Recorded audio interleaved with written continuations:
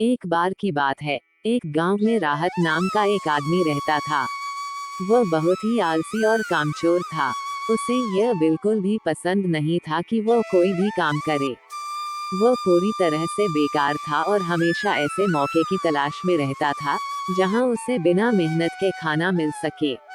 एक दिन जब वह खाने की तलाश में भटक रहा था, तो उसे एक फलों का बगीचा दिखाई दिया। उसने बगीचे में घुसकर एक पेड़ पर चढ़ लिया, लेकिन अचानक बगीचे के मालिक वहां आ गया और उस आदमी को पेड़ पर चढ़ते देख चौंक गया। मालिक उसे चिल्लाकर नीचे आने को कहता है, लेकिन आदमी बगीचे के मालिक को देखकर डर जाता है और नीचे आने से मना कर देता है। तभी बगीचे का मालिक अंदर जाता है और एक बड़ा सा डंडा लेकर आता है। ये देखकर आदमी तुरंत पेड़ से नीचे उतर आता है और मालिक के पहुंचने से पहले ही वो जंगल की तरफ भागने लगता है और अंदर जाकर चुप हो जाता है। कुछ देर बाद आलसी आदमी वहां से चला जाता है और जब वो जंगल के रास्ते गांव की तरफ जा रहा होता है, तो उसे एक लोमड़ी दिखाई देती है जिसके केवल 2 पंख थे और उसके 2 पंख टूटे हुए थे। वो जंगल में घंटी बजाता हुआ भाग रहा था। उसे आश्चर्य हो रहा था कि यह लोमड़ी अभी भी इस जंगल में कैसे जीवित है। ये लोमड़ी न तो दौड़ सकती है और न ही चल सकती है। वो अपने लिए भोजन का प्रबंध कैसे करती होगी, और ये लोमड़ी इस जंगल में अन्य जानवरों से अपनी रक्षा कैसे करती होगी। वो व्यक्ति यह सोच ही रहा था कि अचानक वहाँ एक शेर आ जाता है जिसके मुंह में मांस का टुकड़ा होता है और शेर उस अपाहिज लोमड़ी की ओर झपटता है। शेर को देखकर बाकी सभी जानवर वहां से भाग जाते हैं और अब वहां केवल लोमड़ी ही रह जाती है।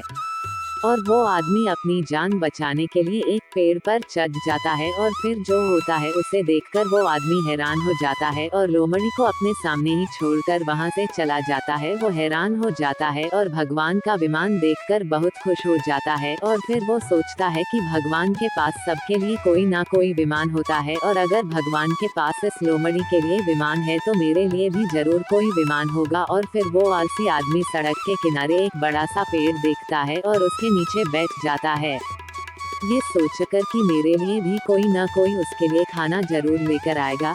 ये सोचकर वह आदमी उस जगह पर बैठ जाता है और 2 दिन तक इंतजार करता है, लेकिन कोई उसके लिए खाना नहीं लाता। अंत में जब उससे भूख बर्दाश्त नहीं होती तो वह खुद ही खाने की तलाश में निकल पड़ता है।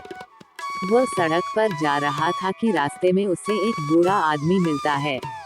आलसी आदमी उससे कहता है कि मुझे भूख लगी है, अगर तुम्हारे पास कुछ खाने को है तो मुझे दे दो। तब बूढ़ा आदमी उसे थोड़ा खाना और पानी देता है।